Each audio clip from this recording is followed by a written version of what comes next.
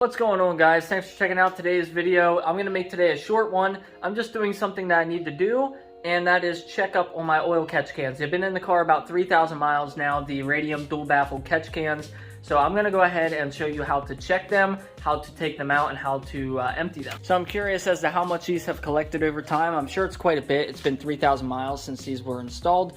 So I'm just going to go ahead and get right to it. All we're going to have to do, well, first I'm going to pull out the dipsticks and check them to see what kind of, if we have anything on the dipsticks before. I've actually taken these out before and there wasn't anything on the dipstick. So that was about after 500 miles. Now we're at 3,000. There's got to be something on there, so let's check that out. Okay, so these take just a 10 millimeter.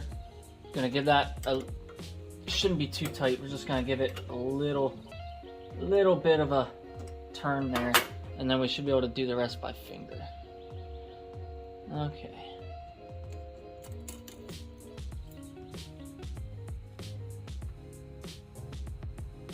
Okay, so the first can has more oil on it than the first time I checked it, but really not any on the dipstick.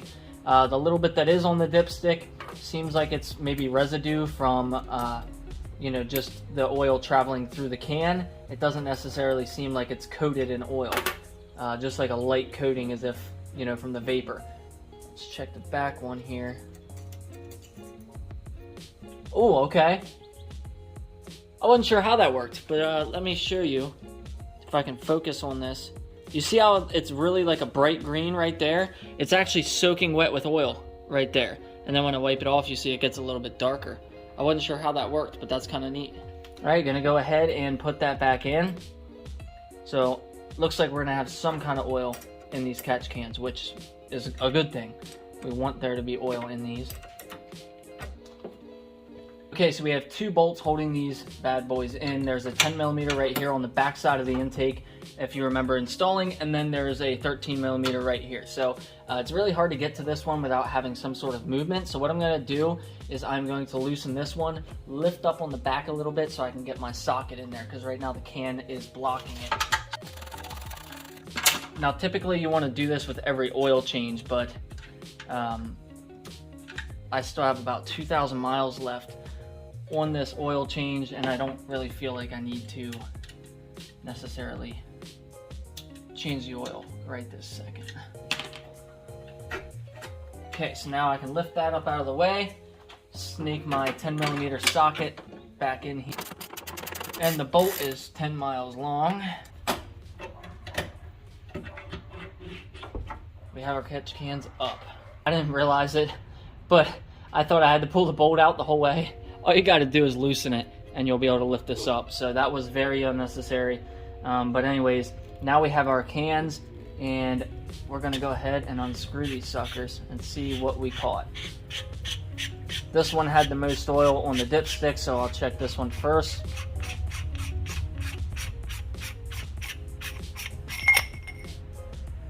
Oh yeah, we definitely got some action going on in there.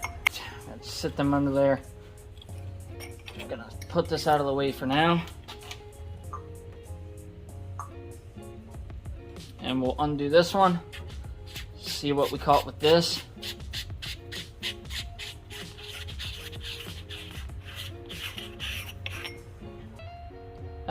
Virtually nothing.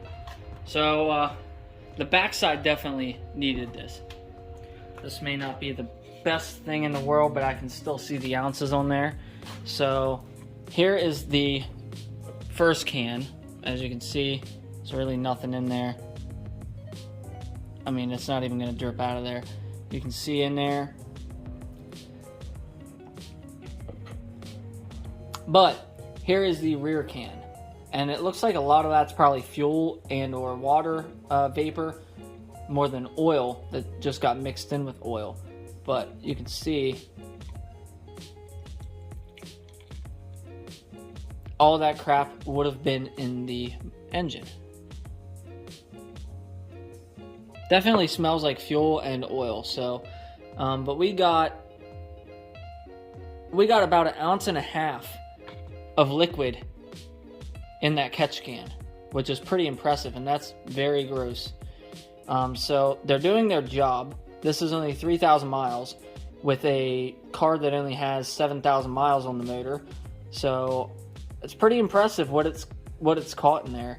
And you can see where it's kind of like separating a little bit, and most of that is oil. There's a little bit of water in there, but most of that is just straight oil that has been mixed slightly with fuel or water or whatever. But you can definitely tell that needed to be done. So now I'm going to dispose of that properly with all my other used oil, and then we have to clean these cans out. So to clean them out, I'm just going to take a shop towel, stuff it down in there, and wipe it out really good.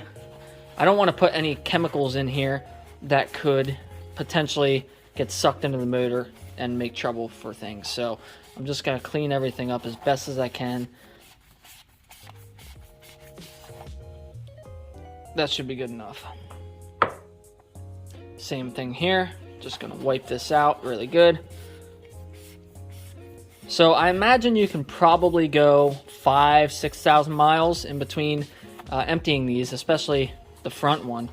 But the one on the back, never hurts to do it early, because what'll happen is, even with all the baffling and everything, sometimes if you take corners and stuff like crazy, what'll happen is you'll take a corner and all that slosh, you know, all this crap will be in here, and you take a hard corner and it'll slush around and it could get sucked back up into the engine. So you don't want to accumulate too much in these anyway. So now what I'm going to do is go put these back in the car, reinstall them, and so that's your catch cans. Well guys, that's it for today's video. I appreciate you watching. As always, you always want to run an AOS or a catch can system. I've always preferred catch can systems, but to each their own, and it just really depends on your build and what you want for the car. But as I said, I always recommend one or the other. As you can see, all that crap literally would have been in the engine, causing all kinds of issues with valves and everything just getting dirty. And so if I can prevent that, you know, or prolong that from happening to the motor, that's always a good thing. Now, this motor, you know, is way past factory horsepower levels, and it might pop long before oil getting in there ever becomes an issue. But hey, you know, keeping the peak performance of the engine the whole time is always a good thing. So that's going to be it, guys. I appreciate you watching, and I'll see you again in the next video.